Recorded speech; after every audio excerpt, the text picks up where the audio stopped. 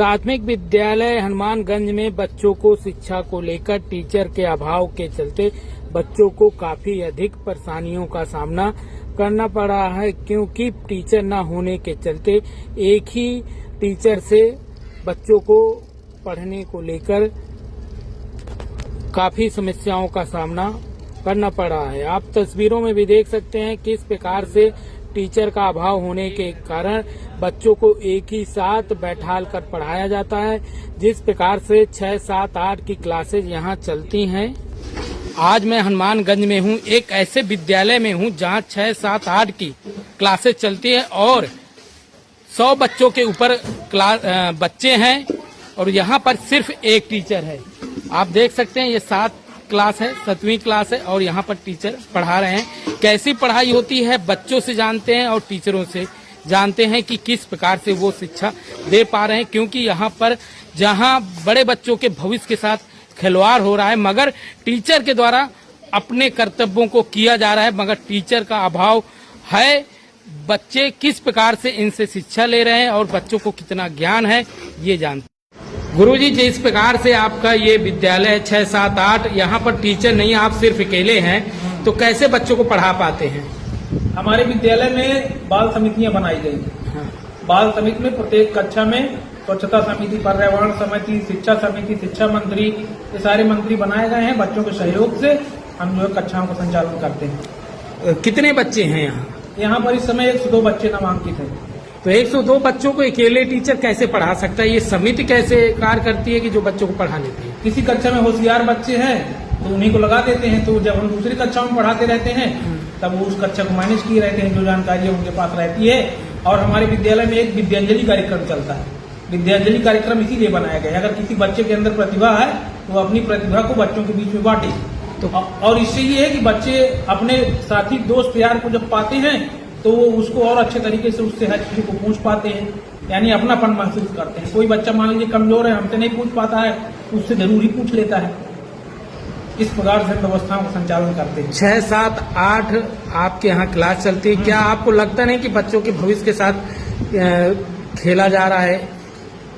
अब लगता है भविष्य के साथ खेला जा रहा है, तो इस पे मैं क्या प्रतिक्रिया दूं? ये तो हर कोई यहाँ विद्वान है, हर कोई समझदार है। अब आपको भी जैसा लगता हो आप सोचिए, दुनिया जैसी सोच रही है वो सोचे। अब इस पे हम क्या ही प्रतिक्रिया दें? हनुमानगंज हम नीति नियंता नहीं। ये कहीं ना कहीं यहाँ पर कोल बिरादरी रहती है, कोल बिरादरी के लड़के ज्यादा पढ़ने आते होंगे। हाँ, कमजोर वर्ग के बच्चे यहाँ अधिक हैं और उनकी शिक्षा इस प्रकार से हो रही है, ये संतोषजनक है। बच्चे ही टीचर, मैं टीचर कर सकता हूँ। मैं अपना पूरा 100% बच्चों के लिए देता हूँ, सुबह से शाम तक।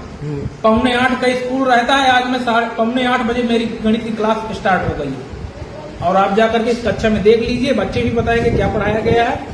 मैं बिल्कुल राइट टाइम आकर, मेरा जितना पूरा दिन मैं केवल बच्चों में ही लगा रहता हूँ। तो मेरा ये है कि मैं हूँ तो मैं जितना कर सकता हूँ मैं अपना कर रहा हूँ।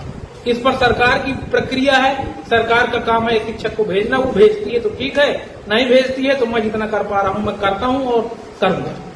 क्या नाम है आपका? मेरा नाम अजीत सिंह है। मैं यहाँ सहायक अध्यापक के पद पर कार्यरत हूँ और 1 अप्रैल 2019 से इंचार्ज प्रधानाध्यापक के अतिरिक्त प्रभार पर कार्य कर रहा हूँ। प्राथमिक विद्यालय के जो प्रबंधक हैं उनके द्वारा भी जानकारी दी गई कि टीचर न होने के कारण कहीं न कहीं बच्चों को समस्याओं का सामना पढ़ाई को लेकर करना पड़ता है। देखिए किस प्रकार से टीचर के द्वारा पढ़ाया जा रहा है और बच्चे भी पढ़ रहे हैं। सभी बच्चे ड्रेस में हैं और किसी भी प्रकार से कोई भी शिक्षा ग्रहण करने में उन्हें तकलीफ नहीं है, मगर कम टीचर होने के कारण बच्चों को कहीं न कहीं परेशानी होती है, क्योंकि एक ही टीचर सभी विषयों को कैसे पढ़ा सकता है। आप भी सुने कैसे पढ़ाई हो रही है।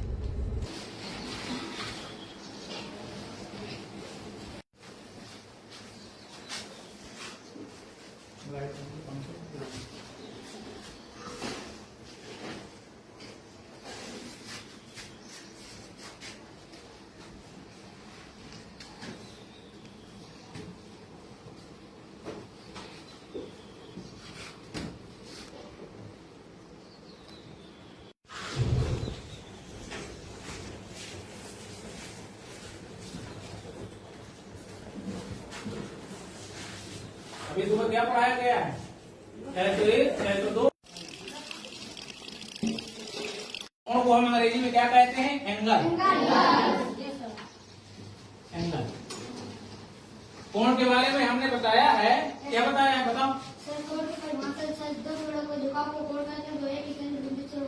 हाँ, दो किरणों के झुकाव को हम कोण कहते हैं, जो एक ही केंद्र बिंदु से होकर जाती है ना।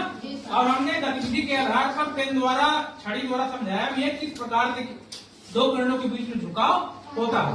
किरणों के बारे में भी आज हमने बताया है। किरण का प्रारंभिक बिंदु तो होता है, पता होता है, ज्ञात होता है, परंतु किरण का अंतिम बिंदु ज्ञात नहीं होता। अब कोण हमारा ये दो किरणों पर ही आधारित है। दो किरणों पर झुकाव जितना बढ़ता चला जाएगा तो उसका कोण उसी हिसाब से बढ़ता चला जाएगा। कोणों के बारे में हमने आपको बताया कि शून्य कोण, इससे बड़ा कौन सा बताया है? न्यून कोण। क्या बात? इससे बड़ा कौन बताया है? समकोण। क्या बात? इससे बड़ा कौन सा बताया है? क्या अधिक कोण। इससे बड़ा कौन सा बताया है? श्यावास, सरल कोण। इससे बड़ा कौन सा बताया है? बृहद कोण। हाँ, इससे बड़ा विधिवत जानकारी हो गई है? कितने बच्चे इनके बारे में अच्छे तरीके से जान पा रहे हैं?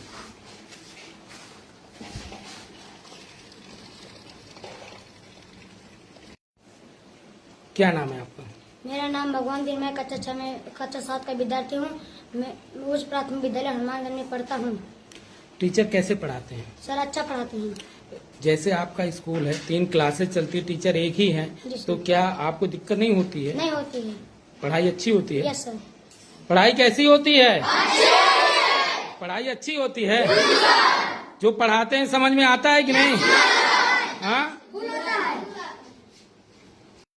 प्रधान जी, आपके यहाँ एक विद्यालय ऐसा है, प्राथमिक विद्यालय, जहाँ पर एक क्लास ही 3 क्लास चल रही है, 6, 7, 8, और टीचर सिर्फ एक है। बच्चों के भविष्य के साथ क्या खिलवाड़ नहीं हो रहा है? बिल्कुल हो रहा है। मैंने कई बार पत्र बीएसए बेसिक शिक्षा अधिकारी को लिखा भी, लेकिन पता नहीं क्या बात है, बेसिक शिक्षा अधिकारी इस बात को इग्नोर कर रहे हैं। क्योंकि ये जो पूर्व माध्यमिक विद्यालय है मेरे यहाँ, जूनियर हाई स्कूल, मात्र एक अध्यापक है और 3 बच्चों को। बीच बीच में मैं भी कभी चला जाता हूँ, वहाँ पढ़ाता हूँ बच्चों को, जब देखता हूँ कि दिक्कत है वहाँ स्कूल में। और कुछ हमारे यहाँ प्राथमिक, चूंकि मेरे यहाँ प्राथमिक विद्यालय से लेकर के और जूनियर हाई स्कूल तक में 9 विद्यालय, वहाँ पर 3 ही स्कूलों में मात्र केवल 25 बच्चे हैं, तो वहाँ 2 अध्यापक हैं। मैंने कहा भी एबीएसए और बीएसए से कि आप ऐसा करें कि उनमें से एक अध्यापक यहाँ नियुक्त करा दें, तो कम से कम इन स्कूलों में बच्चों को पढ़ाई होने लगेगी। लेकिन हम सुनी कर रहे हैं, पता नहीं क्या बात है। तो क्या आप मानते हैं कि यहाँ पर बच्चे ही टीचर हैं और कोल आदिवासी हैं, उन्हीं के बच्चे अधिकतर पढ़ रहे हैं यहाँ पर? यह चूंकि आदिवासी बाहुल्य क्षेत्र है ये हमारा, और पिछड़ी जात, अनुसूचित जात और जनरल सभी के बच्चे यहाँ आते हैं पढ़ने। अध्यापन कार्य अच्छा होता है मेरे यहाँ। एमडीएम भी आपने देखा है, एमडीएम भी आपको गुणवत्तापूर्ण मिला होगा, क्योंकि बहुत शक्ति है कमीशन खोरी का काम स्कूलों में और अन्य कहीं नहीं है। नहीं, खाना अच्छा है मगर पढ़ाई कहीं ना कहीं बाधित हो रही है। जी हाँ, पढ़ाई बाधित, मैं आपकी बात से सहमत हूँ। कई बार ये बेसिक और मेरे यहाँ चूंकि डिस्पैच पत्र पड़े हुए हैं, जो मैंने बेसिक शिक्षा अधिकारी महोदय को लिखा भी, उनको अवगत भी कराया, मौखिक फोन से भी अवगत कराया। लगभग 5 साल से ऐसे ही चल रहा है? जी हाँ, 5 साल नहीं बल्कि ये 8 साल से ऐसे ही चल रहा है। एक ही टीचर के द्वारा सभी बच्चों को पढ़ाया? हाँ, 3 क्लास के बच्चों